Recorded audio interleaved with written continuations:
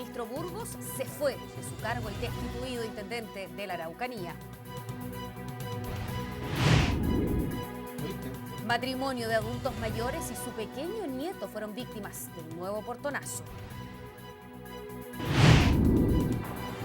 Otra falla causó inconvenientes a miles de pasajeros de la quinta región en las primeras horas de esta mañana. El Merval señaló que el problema fue consecuencia de los daños del último temporal. Nueva protesta de los vecinos de Lampa por futura instalación de pórticos de peaje que aseguran significará un fuerte aumento en sus costos de viaje.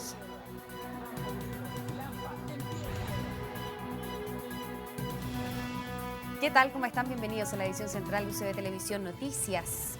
Vamos con materia política. Tras protagonizar varias polémicas mientras ejerció su cargo, este martes la presidenta de la República removió al intendente de la Araucanía, Francisco Huenchumilla, mientras la ex autoridad acusó al gobierno de falta de diálogo en el conflicto que afecta a la zona. Desde La Moneda criticaron su estilo. Los intendentes no son entidades autónomas que hagan y digan lo que quieran. Hizo a Burgos y a compañía, no le gustó que yo le dijera unas cuantas verdades. No quiere dialogar con los mapuches, no quiere dialogar con los camioneros, no quiere dialogar con nadie.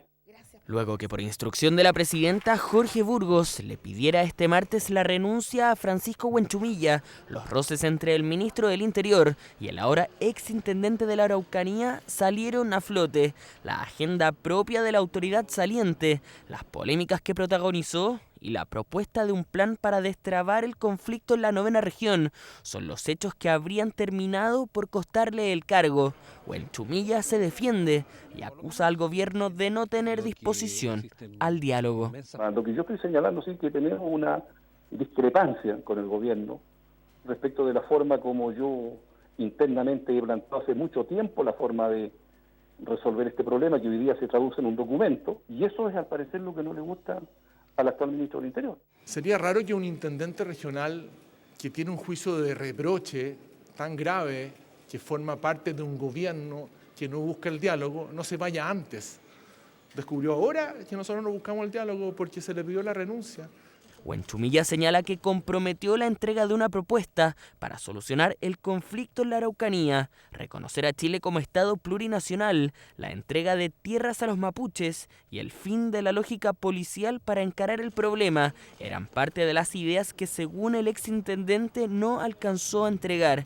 Jorge Burgos le notificó su salida media hora antes de que le enviara el documento. Supongo que irá a volver a los tiempos en que piensa que hay que agarrar a la gente a palo. Entonces parece que no les gusta que alguien les diga que esa no es la solución. Los intendentes, cuando presentan planes sobre materias importantes como la que él dice que va a presentar, lo que hacen normalmente es traerlo con mucha anticipación para saber si las autoridades superiores están de acuerdo con eso y hacer algún debate sobre aquello. Eso no ocurrió. Polémica salida de Huenchumilla que ocurre en medio de las protestas de los camioneros por la violencia en la Araucanía. En caravana pretenden llegar hasta La Moneda, aunque las autoridades buscan evitar que ingresen todos a la Alameda.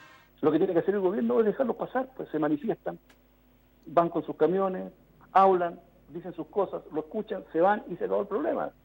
¿Por qué hacen problemas de una cosa mínima, simplemente? Agrandan un problema y lo apagan con benzina. Pese a las palabras de Huenchumilla, los gremios transportistas valoraron el cambio de intendente, al igual que los parlamentarios de la zona. El fracaso del gobierno, que durante 18 meses fue incapaz de llevar adelante una propuesta por la paz social en la Araucanía a través del diálogo entre mapuches y no mapuches. Francisco Huenchumilla será reemplazado por Andrés Joanet, quien hasta ahora se desempeñaba como asesor de temas indígenas del ministro del Interior, Jorge Burgos. A horas de su nombramiento, se conoció que arrastra una causa judicial por una rendición de cuentas pendiente con la Universidad Católica de Temuco. Durante la jornada también se nombró como intendente de Arica y Parinacota a Gladys Acuña y como intendente de Los Lagos a Leonardo de la Prida. No les importó que sus víctimas fueran de la tercera edad y que estuvieran acompañados de su nieto de solo 2 años. Con extrema violencia actuó un grupo de delincuentes que protagonizaron un nuevo portonazo, delito que sigue al alza. Las autoridades iniciaron una campaña para evitar los robos de autos, como el de un moderno Camaro que le fue arrebatado a su dueño en la comuna de Santiago. Claro, cuando miraron, se dieron cuenta que la gente venía llegando, echaron marcha atrás y se tiraron para allá y la asaltaron.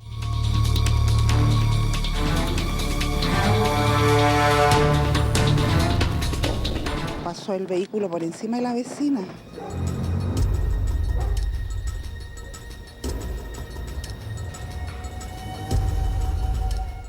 Actuaron rápido y con extrema violencia, tan rápido que tras intimidar con armas de fuego y obligar a descender al conductor, no se percataron que a bordo del vehículo aún había una mujer de 69 años en compañía de su pequeño nieto. Y el vecino venía bajando, lo más terrible que con su nieto de 2 años.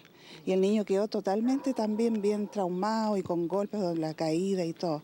Violentamente los bajaron de la camioneta 4x4, provocando que la mujer de la tercera edad se golpeara la cabeza contra el suelo. En su ida la atropellaron, ella aún estaba en el suelo. Pasaron el vehículo sobre una de sus piernas. Sorpresa, violencia e intimidación, ingredientes que se repiten en el caso de este joven, ocurrido en pleno centro de Santiago. Veo una camioneta tipo van que se me coloca al costado izquierdo, bloqueándome el paso, y se bajan rápidamente 4 individuos con pistola, todo. Me empiezan a golpear los vidrios, las puertas, que me bajara rápidamente. De inmediato interpuso la denuncia ante la Policía de Investigaciones gracias a la ayuda de las comunidades de las redes sociales. Recuperó su vehículo, un Camaro año 2014, avaluado en 25 millones de pesos.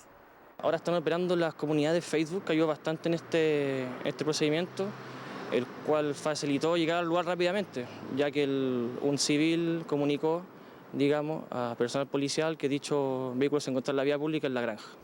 Método de robo cada vez más común en la capital, la autoridad lanzó una campaña con recomendaciones. Y ahí hay 3 cosas centrales que hay que tener en cuenta. Primero, el entorno cuando uno sale de la casa, tener mucho cuidado si hay personas desconocidas, si hay automóviles extraños. Lo segundo es no dejar el auto encendido, con las llaves adentro, típico que uno sale del auto a abrir el portón. Y lo tercero, en términos más estructurales, es iluminar bien las entradas. Portonazos, un delito que durante estos últimos meses ha ido en alza y donde la sorpresa y la violencia están tomando un peligroso rol protagónico. Lo encerraron en la maleta de su auto por más de 6 horas. Lo golpearon, le robaron sus pertenencias y luego lo abandonaron cerca de una quebrada. Es la dramática historia que vivió un taxista de la tercera edad que fue secuestrado en Viña del Mar. Aún en shock, rompió el silencio y relató su desesperante experiencia. Aún con dolor, todavía impactados, Rigoberto nos muestra solo alguna de sus heridas. Lleva más de 20 años en el rubro, sufrió robos, asaltos, pero nunca nada tan violento como lo del viernes pasado. Eran cerca de las 2 de la tarde y 3 hombres se suben a su taxi como cualquier pasajero en este supermercado de Gómez Carreño. Los tomé como pasajeros. Yo taño en esto, uno ve cara pero no corazón. Le pagaron por adelantada la carrera y fueron rumbo al Belloto Sur. Conversaron como si nada, hasta bromearon, pero cuando iban cerca de una cancha en Quilpué, los sujetos sacaron pistolas y cuchillos. Me dijeron, este es un asalto, viejo así que entrega todo. Yo le dije, pero ¿para qué tanta violencia? Como yo había conversado con ellos, supuestamente eran personas razonables, pues fue para peor.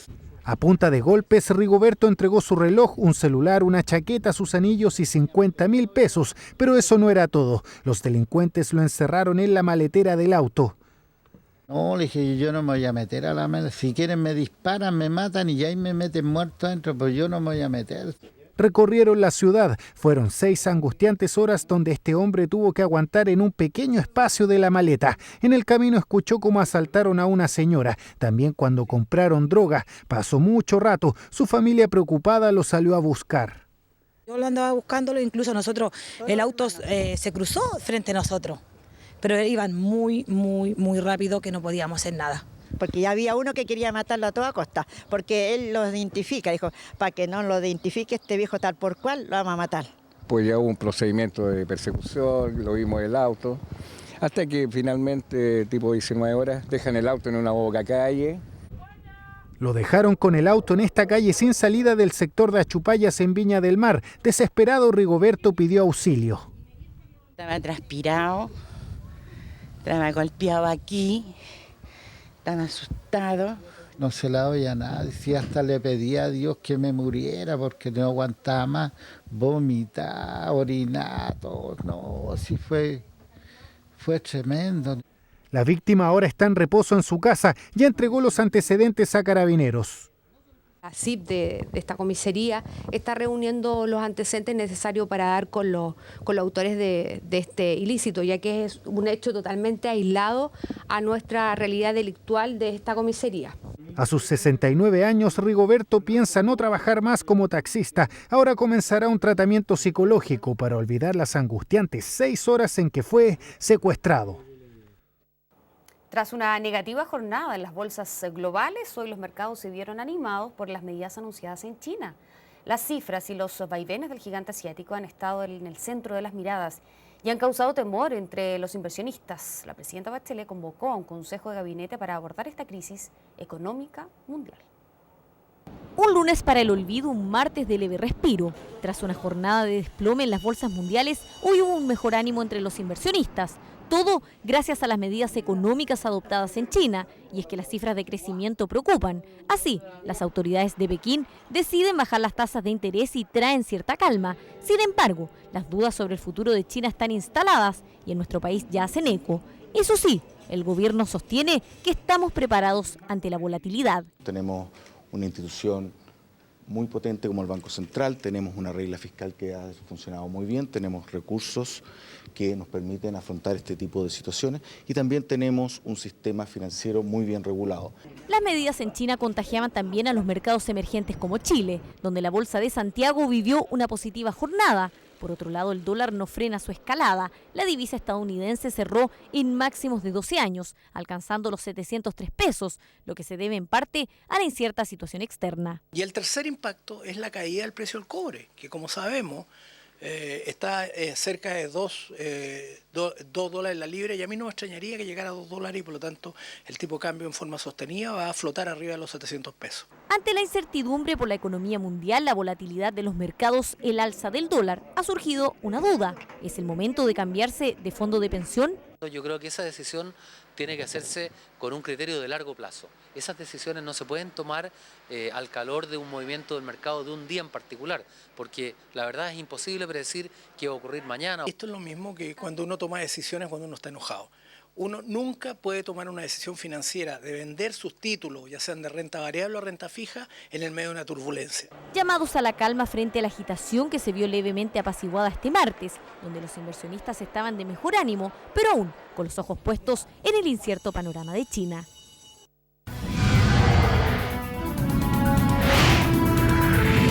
En instantes, el Bayern informó que Aranguis se fue operado exitosamente de la rotura del tendón de Aquiles. Ya volvemos.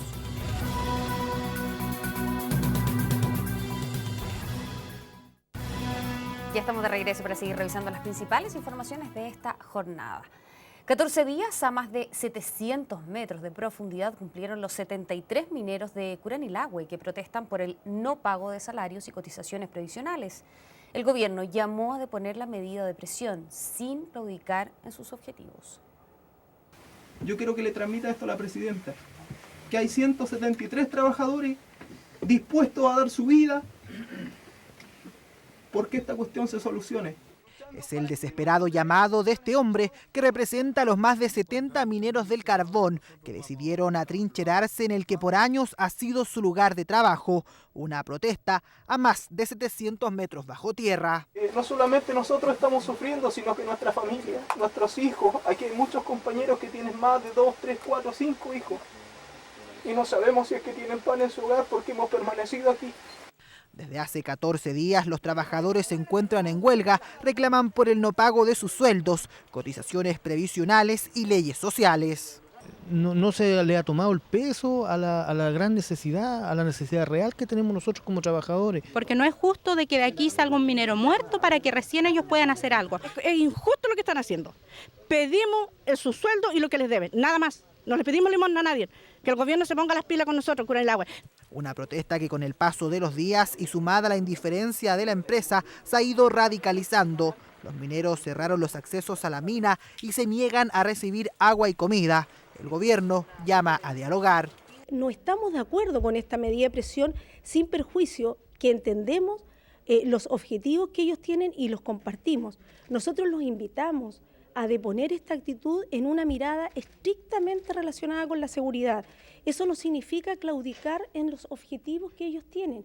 Yo he dado una serie de tareas en este minuto. Esta serie de tareas consisten básicamente en pedirle a la gente del hospital que se instalen y reforzando el puesto que tenemos de salud en la faena. Tanta ha sido la repercusión de la protesta que hasta el arzobispo de Concepción, Fernando Chomalí, bajó hace unos días a conversar con los trabajadores. No puede ser que haya personas que no se preocupen de sus trabajadores y que los dejen abandonados. Son casi 200 los mineros que denuncian a la empresa Santa Ana de no pagar los sueldos y de adeudar las cotizaciones. La gran mayoría asegura que se mantendrá en el fondo de la mina hasta encontrar una solución. Varios detenidos dejó una protesta ciudadana en Lampa en contra de la instalación de 4 pórticos del TAG en la Ruta 5. Las autoridades respondieron a los residentes y sostienen que se trata de un proyecto positivo para los vecinos del sector. Esta era la consigna generalizada en Lampa. El no al TAC, es que nos dejen de molestar y quitarnos el dinero que honradamente ganamos para nuestros hijos. Con carteles y pancartas, un grupo de vecinos decidió salir a la calle a protestar desde temprano. No quieren saber nada de los pórticos de TAG que se instalarán en la zona, pues según señalan, solo va a encarecer el tránsito. En un viaje que pagamos ahora 2.000 pesos a Santiago, como lo decía la niña aquí, ahora vamos a pagar cerca de 3.000, 3.200 pesos. Vamos a seguir luchando hasta que nos den una respuesta, que no nos pasen a llevar y decimos no al TAG. La respuesta a nuestras inquietudes, la respuesta a nuestras demandas han pasado más de 100 días y todavía no llegan. La alcaldesa de Lampa, Graciela Ortúzar, se unió al descontento de los vecinos en una manifestación que generó congestión vial y que dejó varios detenidos. Pero por sobre todo, dejó una sensación de que las demandas no han sido escuchadas por las autoridades. Y nunca había visto que un ministro se burle así de las autoridades locales y de la ciudadanía. Ya basta, exigimos la presencia del ministro del Interior. Sin embargo, desde el gobierno hubo respuesta ante esta nueva protesta. Este proyecto va a continuar porque este es un proyecto que incluye un estándar de vías caleteras y vías locales, que es el mejor que tenemos en el país. Otra vez este sector fue el escenario del descontento ciudadano ante un proyecto que genera rechazo entre los habitantes de la zona y que al parecer ya no dará pie atrás. Vamos al deporte. El Bayer Leverkusen informó que la operación de Charles Aranguis en Suiza fue todo un éxito.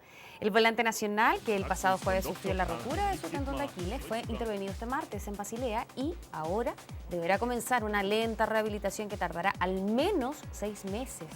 En el cuadro germano aseguraron que esperan con ansias el regreso del príncipe, quien seguirá siendo una pieza fundamental del equipo con el que tiene un contrato por las próximas 5 temporadas. Aranguis podría volver a Chile para descansar y también recuperarse junto a su familia. Bien, la lesión de Charles Aranguis obligó a Jorge Sampaoli a buscar alternativas para el mediocampo en el inicio de las clasificatorias para Rusia 2018. Es conocido que el técnico de La Roja está acostumbrado a ver jugadores extranjeros con ascendencia chilena y esta vez puso sus ojos en el volante argentino de 24 años, Leonardo Gil, cuyo pase pertenece a Estudiantes de La Plata. Gil tiene varios familiares en el sur del país y se mostró interesado ante una posible convocatoria de Sampaoli para el nuevo proceso mundialista que comienza próximamente, ahora en octubre.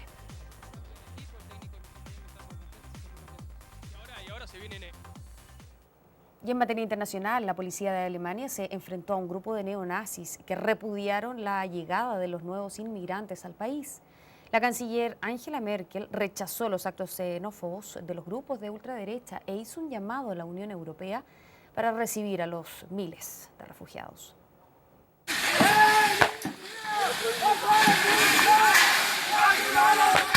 La localidad de Heidenau, en Alemania, se transformó en el escenario de una batalla campal protagonizada por un grupo neonazi del Partido Nacionaldemócrata y miembros de la policía que protegían unos 250 inmigrantes que llegaron hasta el país germano. Los refugiados que se trasladaban en buses hasta un centro de acogida fueron interceptados por los extremistas de la coalición de derecha que intentaron impedir su paso por la carretera levantando barricadas. Todo terminó con 31 policías heridos y el repudio generalizado de la población que apoya la llegada de inmigrantes y el de la propia Angela Merkel, quien se refirió en duros términos a la xenofobia de algunos de sus compatriotas. Hubo una atmósfera agresiva y xenófoba totalmente inaceptable. Es repugnante ver cómo los extremistas de derechas y neonazis intentan propagar sus mensajes de odio. Igual de vergonzoso es ver que hay ciudadanos, incluso familias con hijos, que simpatizan y apoyan a estas personas. Alemania es el país que recibe la mayor cantidad de inmigrantes en Europa. Solo este año han llegado alrededor de 800.000 personas, 4 veces más que durante el año pasado. Es por eso que la canciller, junto al presidente de Francia, François Hollande, hicieron un llamado a los miembros de la Unión Europea para albergar a los nuevos exiliados que ya colapsan los centros de albergue. No hay lugar donde ir, no tenemos donde dormir. Ayer tuvimos que dormir en el comedor. Algunos lo hicieron en la calle y otros en el pasillo. Simplemente no hay lugar, está todo atestado. Pero no solo en Europa están preocupados por la escalada migratoria debido a los conflictos en Medio Oriente. El vocero del gobierno estadounidense, John Kirby, anunció que el país está dispuesto a recibir a 8.000 inmigrantes el próximo año, llegando a un total de 2 millones de refugiados en Estados Unidos. Crisis migratoria que preocupa a escala global y que durante este 2015 ha dejado a miles de muertos en el mar Mediterráneo. Una seguidilla de críticas ha recibido el presidente de Bolivia, Evo Morales, luego que se difundiera un video en que se le ve ordenando a un hombre que le amarre un zapato. La polémica imagen, que se convirtió en viral en las redes sociales, muestra al mandatario altiplánico ingresando a un coliseo deportivo. Luego saluda a unas personas y cuando se da cuenta que tiene uno de sus cordones desatado, le instruye a uno de sus agentes de seguridad que lo ate. El escolta se agacha de inmediato para amarrar el calzado, mientras Morales aguarda y sigue de pie conversando con otras personas. A través de Twitter, el dirigente opositor de la Unidad Nacional y ex candidato presidencial Samuel Doria Medina criticó a Evo Morales, asegurando que esta es la igualdad que promueve el socialismo del siglo XXI. El senador opositor Arturo Murillo agregó que es un acto humillante y discriminatorio. Como ellos, varios detractores aprovecharon la aparición del video para criticar la actitud del presidente de Bolivia.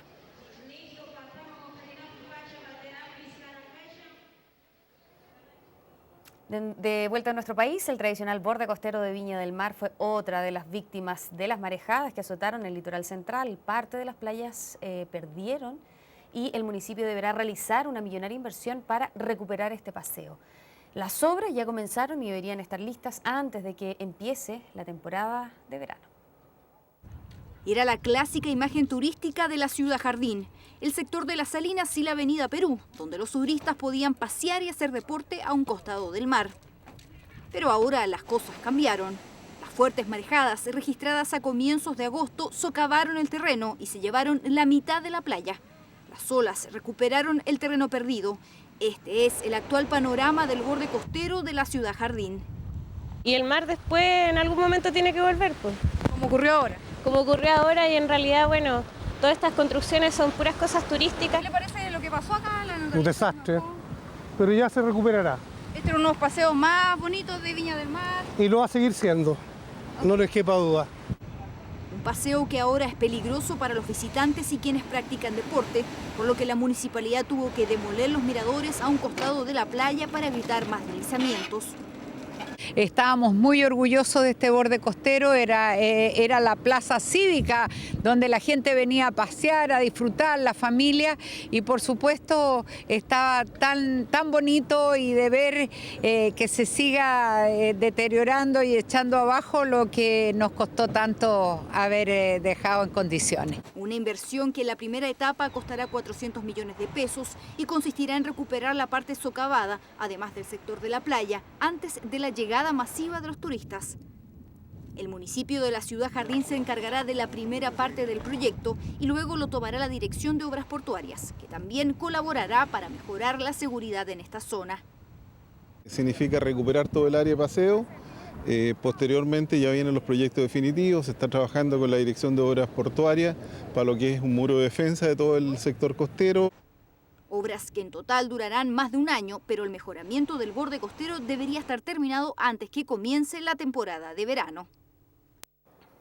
El actor Héctor Noguera fue galardonado con el Premio Nacional de Artes de la Representación 2015.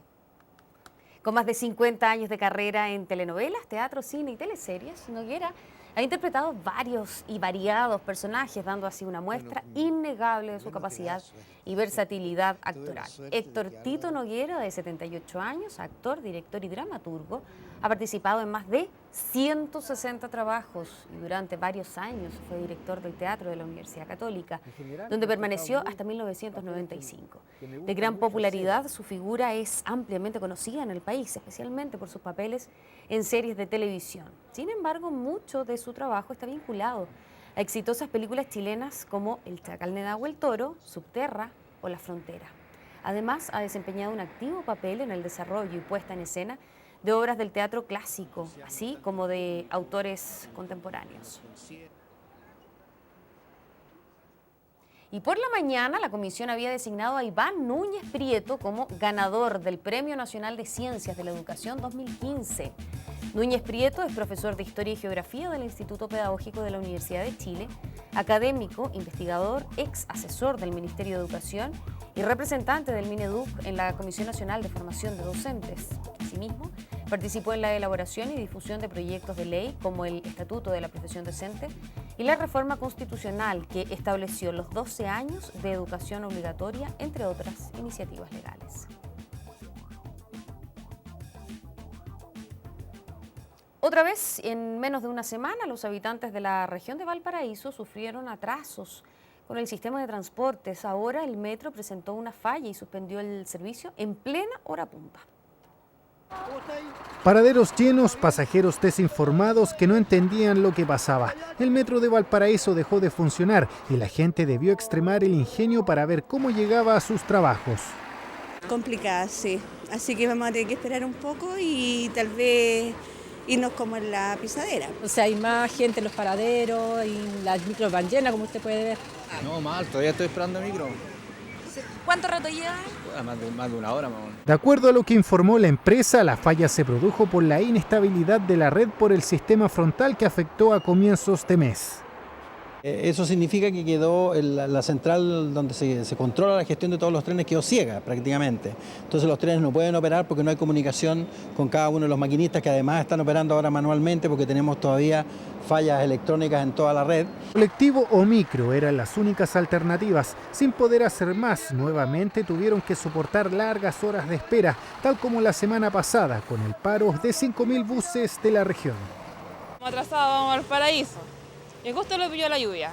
Vamos atrasados, no hay metro hoy día, así que está toda la gente aglomerada. Vamos un poquito atrasados, pero los jefes tienen paciencia.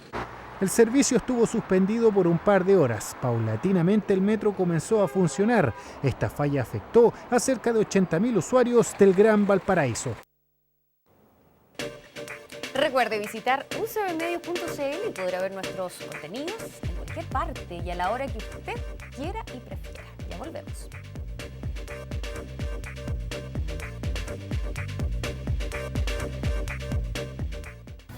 Los elogios no paran para Arturo Vidal en Alemania. El volante nacional, que participó este martes junto a todo el plantel en la presentación oficial de la cerveza auspiciadora del Bayern Múnich, recibió una calurosa bienvenida de la Bundesliga, que lo catalogó como el rey sudamericano del equipo. En una completa infografía destacaron el palmarés del jugador y toda su carrera desde sus inicios, en el modesto Rodelindo Román hasta su regreso a Alemania, donde además recalcaron el encuentro del próximo sábado en que Vidal enfrentará a su antiguo equipo, el Bayer Leverkusen.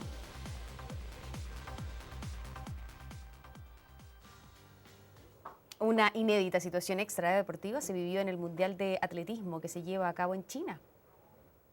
El polaco Paweł Fajdek ganó la medalla de oro en el lanzamiento del martillo al lograr una distancia de 80,88 metros. El deportista, que ya había obtenido el título en otras ocasiones, salió a celebrar su victoria y tras varias copas de más no encontró nada mejor que pagar al taxista que lo llevó de vuelta al hotel con la presea dorada que había recién ganado en la competencia. Finalmente, la policía china logró recuperar la medalla que Fayek había pedido y había dado ya por perdida.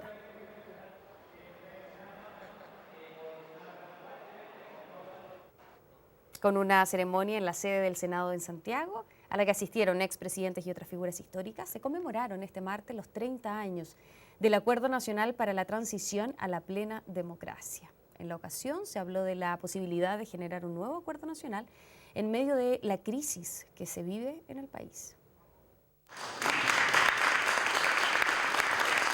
Fue el último en llegar, pero lo recibieron con el más caluroso aplauso. El expresidente Patricio Aylwin fue uno de los exmandatarios y parlamentarios que se reunieron para conmemorar los 30 años del Acuerdo Nacional. Junto a figuras como el exministro de Hacienda, Sergio Molina, Luis Mayra y el senador Andrés Alamant, formó parte del grupo de dirigentes que suscribió el pacto que cimentó las bases para el retorno definitivo a la democracia. Dirigentes políticos coincidieron en la necesidad de generar un consenso similar. Hoy día que hay una crisis de confianza y credibilidad, ¿cómo no vamos a ser capaces de salir de esta crisis? ¿Cómo no vamos a ser capaces de hacer lo que hay que hacer para recuperar la confianza de los chilenos? Por eso yo pido un nuevo acuerdo nacional. Palabras a las que se sumaron el senador Andrés Alamant y el expresidente Sebastián Piñera. Abogaron por la unidad y el diálogo como los únicos caminos para salir de la crisis. Más crítico fue el exmandatario, quien insistió en la necesidad de lograr acuerdos para enfrentar las reformas de gobierno que, aseguró, solo han hecho retroceder al país, justo cuando se vislumbran tiempos difíciles en la economía mundial. Es necesario un nuevo acuerdo nacional que nos permita recuperar el sentido común, la capacidad de diálogo, de acuerdo, que nos permita con humildad rectificar los errores y corregir los malos rumbos. Hay cosas por mejorar, hay que recuperar confianza, legitimidad, pero en un momento distinto, en democracia. Pidió menos revolución e insistió en la importancia de las reformas del gobierno. Un discurso moderado en medio de una crisis que podría terminar en un nuevo acuerdo nacional.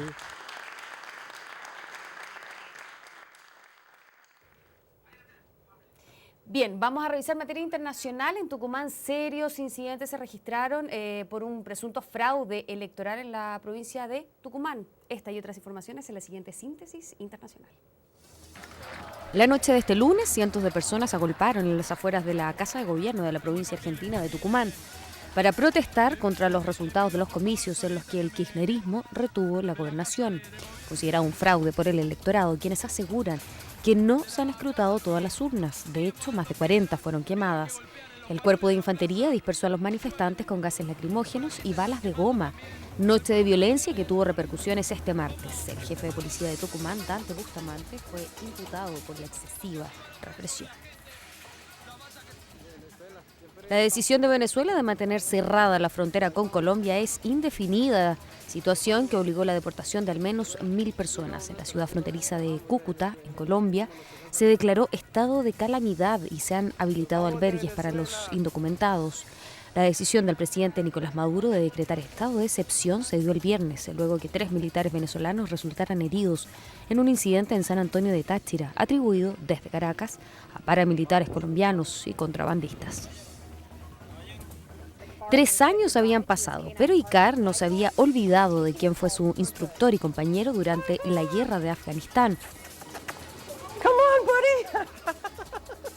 Vance McFarland fue el soldado a cargo del CAN, experto en detección de bombas. Una vez finalizada la misión de este norteamericano, el perro quedó a cargo de terceros y fue a través de las redes sociales que una organización preocupada de dar asistencia a perros héroes y retirados del trabajo militar buscaron a McFarland para que adoptara definitivamente a Icar.